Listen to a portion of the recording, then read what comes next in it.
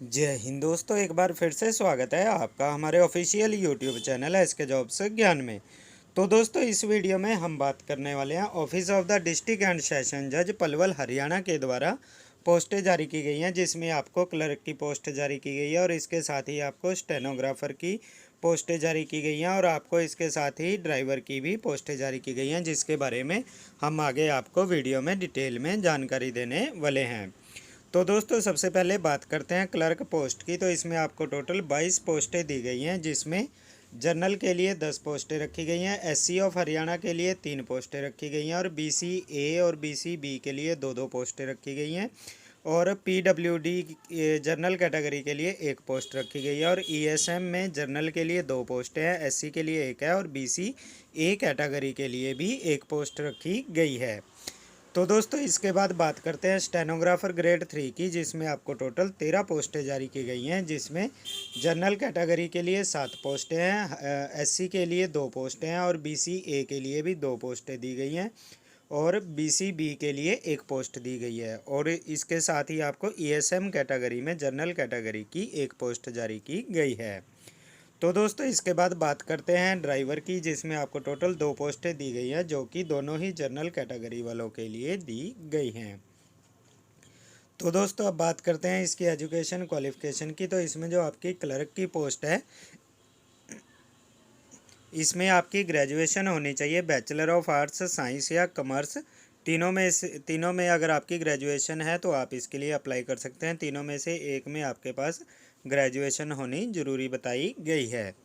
तो दोस्तों, इसके बाद जो आपका स्टेनोग्राफर ग्रेड 3 का है, इसके लिए भी आपकी ग्रेजुएशन होनी चाहिए और इसके साथ ही आपकी जो वर्ड प्रोसेसिंग और स्प्रेड स्पीड की भी जानकारी होनी चाहिए और इसमें जो आपकी स्पीड है वो 80 वर्ड पर मिनट होनी चाहिए इंग्लिश शॉर्ट हैंड की और 20 वर्ड पर मिनट ट्रांसक्रिप्शन की स्पीड होनी चाहिए। तो दोस्तों, इसके बाद बात करते हैं ड्राइवर पोस्ट की। तो इसके लिए आपकी जो है 10th पास होनी चाहिए और आपके पास वैलिड ड्राइविंग लाइसेंस होना चाहिए, जो कि एलटीवी का होना चाहिए। तो दोस्तों, अब बात करते हैं इसकी एज लिमिट की। तो इसमें जो आपकी एज लिमिट है वो 18 साल से लेकर 42 साल तक दी गई है। तो दोस्तों, अब बात करते हैं मोड ऑफ सिलेक्शन की। तो इसमें जो आपकी क्लर्क की पोस्ट है, इसमें आपका रिटन टेस्ट लिया जाएगा, जिसमें आपके इंग्लिश कंपोजिशन और जनरल नॉलेज के टोटल 50-50 मार्क्स का एग्ज़ाम होगा, जो कि आपका टोटल 100 मार्क्स का एग्ज़ाम होगा और इसमें आपके जो क्वालिफाइंग मार्क्स हैं वो 33% दिए गए हैं। तो दोस्तों, इसके बाद जो आपकी स्टेनोग्राफर ग्रेड 3 की पोस्ट है, इसमें आपका कंप्यूटर टेस्ट लिया जाएगा, जिसमें आपकी स्पीड जो है वो इंग्लिश शॉर्ट हैंड की 80 वर्ड पर मिनट और ट्रांसक्रिप्शन की 20 वर्ड पर मिनट होनी चाहिए। तो दोस्तों, इसके बाद जो आपकी ड्राइवर की पोस्ट है, इसमें आपका ड्राइविंग टेस्ट लिया जाएगा, रिटन टेस्ट लिया जाएगा और इसके साथ ही इसमें आपका इंटरव्यू भी लिया जाएगा।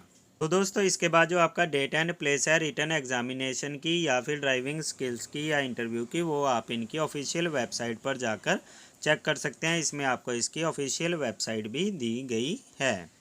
तो दोस्तों, इसके बाद इसमें आपको इंस्ट्रक्शंस दी गई हैं कि कैसे कैसे आपने फॉर्म फिल करना है, तो वो आप इनकी नोटिफिकेशन को डाउनलोड कर अच्छी तरह से पढ़ सकते हैं। तो दोस्तों, जो आपने इसका सेंड करना है, जो उसका इन्वेल्प होगा, उसके ऊपर आपने द डिस्ट्रिक्ट एंड सेशन जज डिस्ट्रिक्ट कोर्ट कम्प्लेक्स पलवल ज़रूर लिखना है और इसके साथ ही आपने पोस्ट अप्लाइड फॉर, कौन सी पोस्ट के लिए अप्लाई कर रहे हैं वो भी आपने ज़रूर लिखना है। तो दोस्तों, अब बात करते हैं इसकी लास्ट डेट की। तो इस फॉर्म की जो लास्ट डेट है वो 31 मार्च से पहले पहले आप इसे अप्लाई कर सकते हैं। इसे आप या तो स्पीड पोस्ट के थ्रू या फिर आप इसे रजिस्टर्ड पोस्ट के थ्रू भी भेज सकते हैं।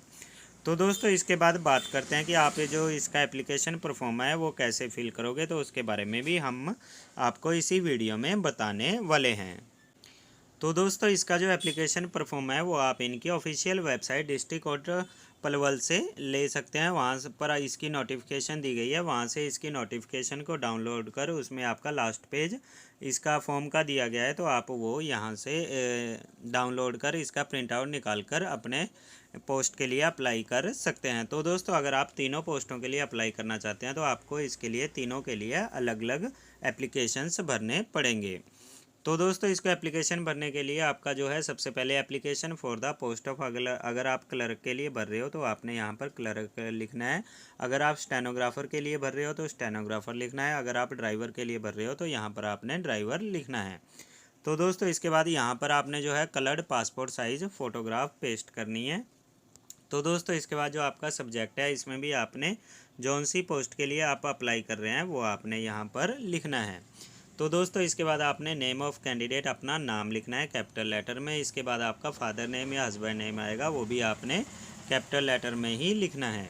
तो दोस्तों इसके बाद आपकी डेट ऑफ बर्थ है, इसमें आपने सबसे पहले डेट, मंथ और ईयर लिखना है। और इसके बाद आपकी 1/1/2024 तक डेट ऑफ बर्थ क्या बनती है वो आपने इस कॉलम में मेंशन करनी है, जिसमें आपने सबसे पहले ईयर्स, मंथ्स और डेट्स कितने हैं वो आपने लिखने हैं। तो दोस्तों इसके बाद आपका जेंडर आ जाएगा, मेल और फीमेल, वो आपने लिखना है। नेशनैलिटी में आपने इंडियन लिखना है। इसके बाद आपका परमानेंट एड्रेस आएगा जो कि आपने प्रॉपर फिल करना है और उसका पिन कोड भी ज़रूर लिखना है।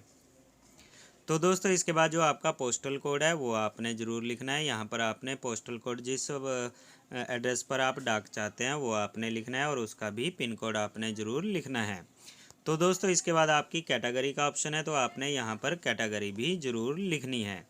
तो दोस्तों इसके बाद नेक्स्ट जो कॉलम है वो आपका एजुकेशन क्वालिफ़िकेशन का है। तो इसमें आपने सबसे पहले अपना 8th स्टैंडर्ड की अपनी डिटेल भरनी है, जिसमें आपने board, year of passing, division और क्लास, परसेंटेज ऑफ मार्क्स और ग्रेड पॉइंट ज़रूर लिखने हैं।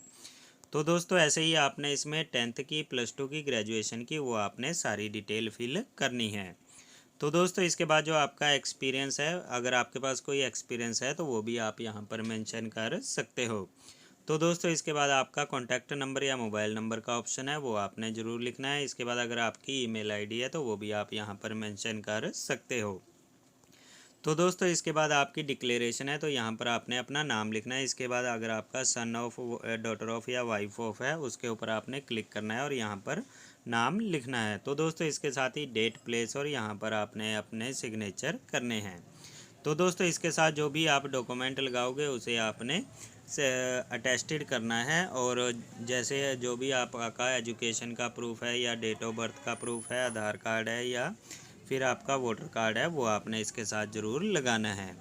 तो दोस्तों इसके रिगार्डिंग अगर आपकी कोई भी क्वेरी है तो आप हमारे वीडियो के कमेंट सेक्शन में कमेंट कर इसके बारे में पूछ सकते हैं। और दोस्तों अगर आपको हमारी ये वीडियो अच्छी लगी हो तो वीडियो को लाइक, शेयर एंड कमेंट ज़रूर करें और हमारे चैनल SK जॉब्स ज्ञान को ज़रूर सब्सक्राइब करें। धन्यवाद दोस्तों। जय हिंद, जय भारत।